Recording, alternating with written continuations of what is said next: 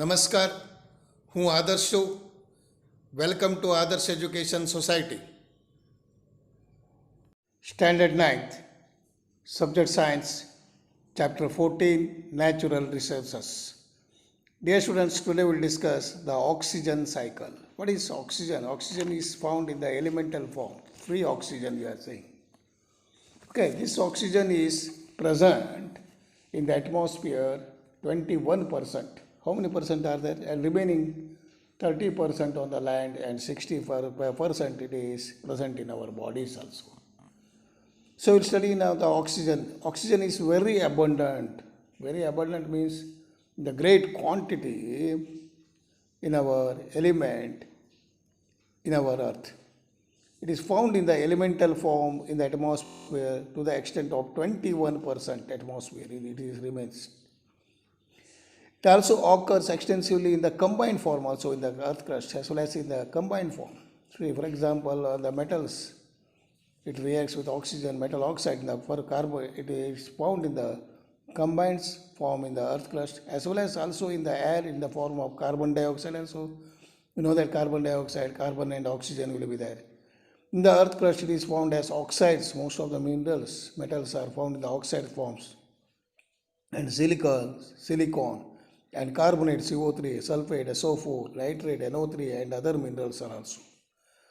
So, it is also an essential component of the most biological molecule. See, the essential components like carbohydrates, proteins, nucleic acid, fats, this also contains oxygen.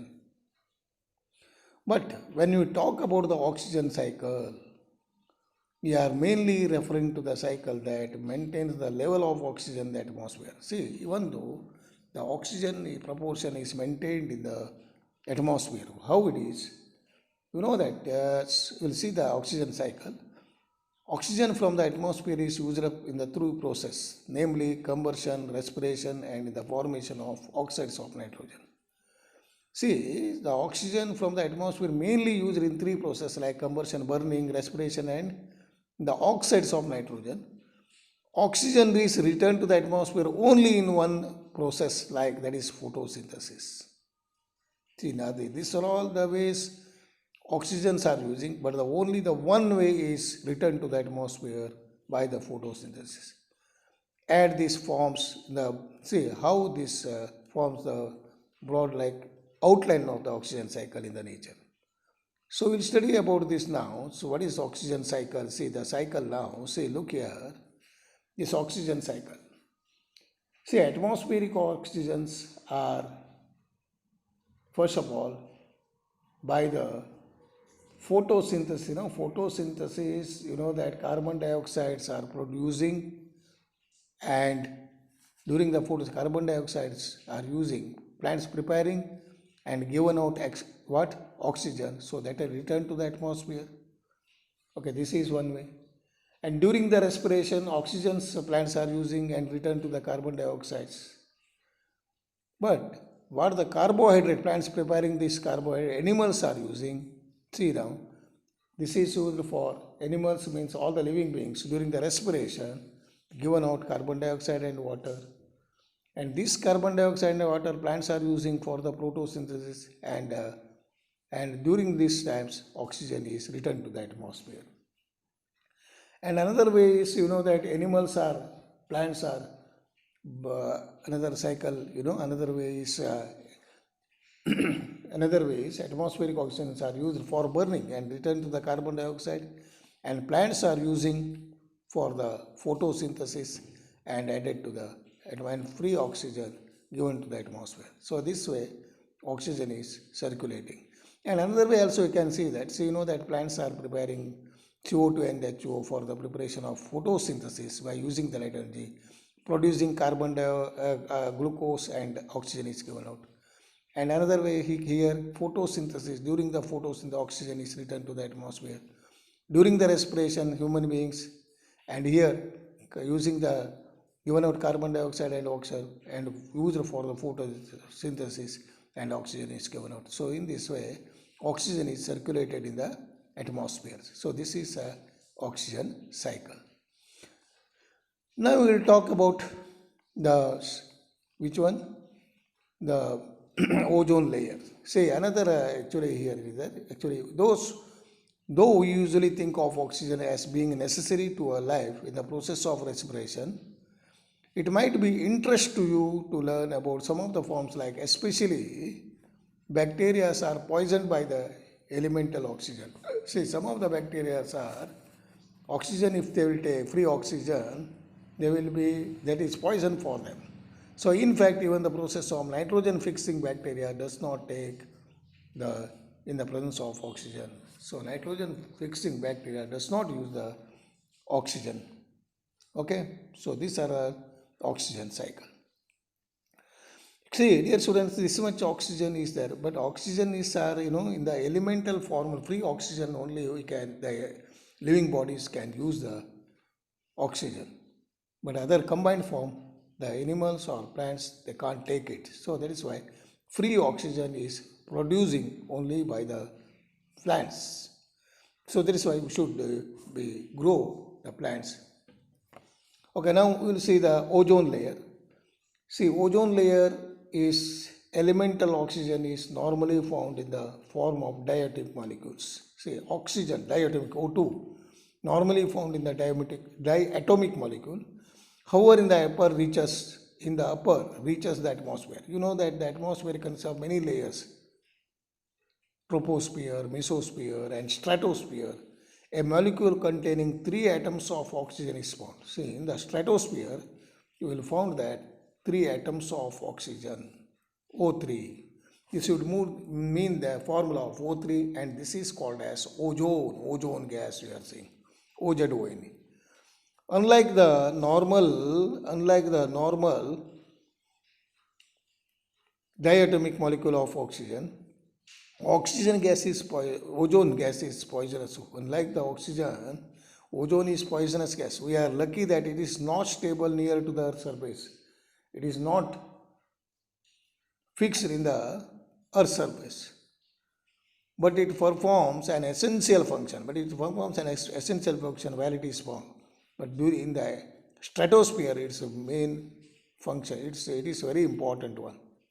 Why? Because it absorbs harmful radiation from the sun. Whatever the ultraviolet radiations are prevented by the ozone layer. So that is why this ultraviolet radiation does not enter to the earth. So it absorbs the harmful radiation from the sun. This prevents the harmful radiation from reaching the surface of the earth. So where they may damage to the many forms of lives. So this ozone causes cataracts, eye disease, cancer, and immunity system. It damages the immunity systems. So like this way, many harmful diseases will be occurring by the ozone gas. So recently it was discovered that this ozone layer was getting depleted, but nowadays, recently it was discovered ozone layer, so that is depleted, means decreased by using the various human-made compounds like CFCs, chlorofluorocarbon, carbon compounds having the both fluorine and chlorine, which are very stable and not degraded, very stable and not degraded, not decomposed by any other biological process, were found to persist in the atmosphere, remains in the atmosphere. Once they reach the ozone layer, they could react with the ozone molecules. See, once they reach the ozone layer, so this harmful gases, chlorofluorocarbon, reacts with the ozone molecules, and this resulted in the reduction of the ozone layer, and recently they have discovered the hole in the ozone layer. So what will happen ultimately? That will react to the ozone molecules and produces oxygen. So in this way, so ozone will be, molecules will be changing into O2 molecules, O2 gas. So recently they have discovered that a hole in the ozone layer. So due to these harmful substances added to the atmosphere by the human activities, so the hole was produced in this ozone layer. So due to this, what will happen? Ultimately, harmful radiation enters to the earth. Okay. So it is difficult to imagine that consequences for life on the earth if the ozone layer dwindles. So ozone layer decreases or reduces. So results further, many people think that it would be better. It may be, see, if they like this way, you are using the human activities, ozone layer destructions happens, then it may be dangerous in the further or in future life. So that's why, but many people think that it would be better not to use of such, not to take such chances. These people advocate working towards stopping all further damage to the whatever the damaging to the ozone layer. So you have to stop or you should minimize their uses. See here in the October 1980, October 1985, October 1980, satellite picture was showing the hole in the ozone layer, okay, in the ozone layer or the Antarctica. Okay, so like this way, we should reduce the chlorofluorocarbon. So that will affect to the ozone layer. So dear students, we have completed the oxygen cycle in the nature and which one? Ozone layer also. Okay, so both we have completed and we will meet in the, so this lesson is over. Okay, now only the exercise points will be the text questions. So what we are learning, life on the earth depends upon the soil, water and energy from the earth. Uneven heating of our land, water bodies causes winds. Evaporation water from the water bodies and condensation gives us rain. Rainfall patterns depends upon prevailing the winds. Various nutrients are again in the cyclic fashion. This leads certain balance between the various components of the biosphere. Pollution of air, water, and soil affect the quality of the light and harm the biodiversity. We need to conserve our natural resources and use them in a sustainable, in a wisely manner. So this all we have are the some of the important parts.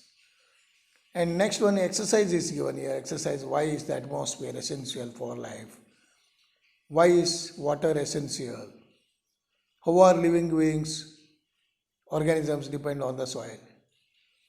Are the organisms that live on water totally independent of the soil as a resources or what? So we have seen the weather reports on the television, newspaper. How do you think and predict the weathers? Okay, then we know that many human activities lead to increasing the levels of pollution of the air, water bodies and soil. So do you think that isolating, separating these activities to be specific and limited areas would help in reducing the pollutions? And next what the question is given, write a note on how forest is influencing the quality of our air. See, the question is given, how forest, you know that forests are attracting the rainfall and due to the roots and this all, they will fix the soil. So the whatever the water falls, that will be remains in the soil. So in this way, the forests are also influencing our quality of our air, soil and water resources. Okay, these are all the highlight questions of these lessons. So dear students, go through the lessons. So you have completed this lesson and we will start the next lesson in the next video. Okay, see you. Goodbye. Thank you for joining us.